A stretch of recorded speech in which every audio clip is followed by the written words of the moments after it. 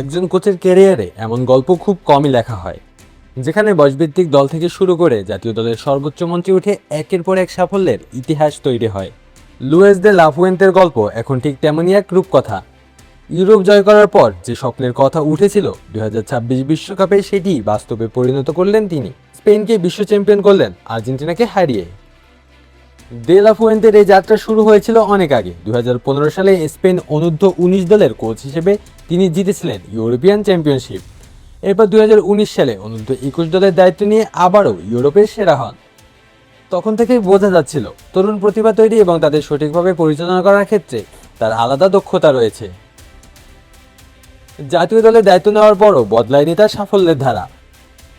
এরপর 2024 সালের ইউরোতে স্পেনকে ইউরোপের রাজা বানান তিনি। অনেকেই তখন বলেছিলেন দে লা ফুয়েন্তের হাতে তৈরি এই দল ভবিষ্যতে আরো বড় কিছু করতে পারে। সেই ভবিষ্যৎ যেন এসেই গেল 2026 সালে।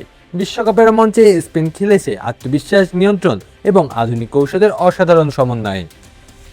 এবং R32 রেফ্রিজারেন্ট শীতল রাখবে ঘর, সাথে হবে smart electric consumption. Vision, crafting happiness. একের পর এক শক্তিশালী প্রতিপক্ষকে হারিয়ে ফাইনালে পৌঁছে যায় তারা। শেষ লড়াইয়ে তাদের সামনে ছিল বর্তমান বিশ্ব চ্যাম্পিয়ন আর্জেন্টিনা। ফাইনালে ম্যাচের শুরু থেকে স্পেন দেখিয়েছে কেন তারা চ্যাম্পিয়ন হওয়ার যোগ্য। বল দখল, আক্রমণের পরিকল্পনা এবং রক্ষণে অসাধারণ শৃঙ্খলার মাধ্যমে তারা আর্জেন্টিনাকে চাপে রাখে। নির্ধারিত সময়ে গোল না হলেও অতিরিক্ত সময়ে আসে সেই ঐতিহাসিক মুহূর্ত। 106তম মিনিটে ফেরান তোরাসের গোলে এগিয়ে যায় স্পেন। শেষ পর্যন্ত সেই এক গোলেই হয়ে যায় বিশ্বকাপ জয়ের সোনালী মুহূর্ত। এই জয়ের মাধ্যমে স্পেন দ্বিতীয়বারের মতো ফিফা বিশ্বকাপের শিরোপা জেতে। 2010 সালের পর আবারও বিশ্ব ফুটবলের সর্বোচ্চ আসনে বসে লা রোহা। একই সঙ্গে লুইস দে লা ফুয়েন্তে প্রমাণ করেন তার পরিকল্পনা শুধু ইউরোপ জয়ের জন্য নয়, পুরো বিশ্বের সেরা হওয়ার জন্য ছিল। সবচেয়ে অবিশ্বাস্য বিষয় হলো দে লা ফুয়েন্তের হাতে এখন একের পর এক সাফল্যের সম্পূর্ণ গল্প রয়েছে। অনূর্ধ্ব-19 ইউরো, অনূর্ধ্ব-21 ইউরো, নেশনস লিগ, ইউরো এবং সর্বশেষ বিশ্বকাপ ট্রফি।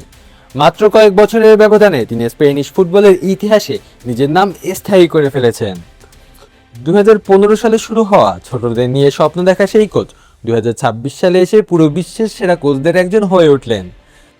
স্পেনের এই সোনালী প্রজন্মের পেছনে এখন সবচেয়ে বড় নামগুলোর একটি লুইস দে লা ফুয়েন্তে। আলো আসি তালুকদার, অন ফিল্ড।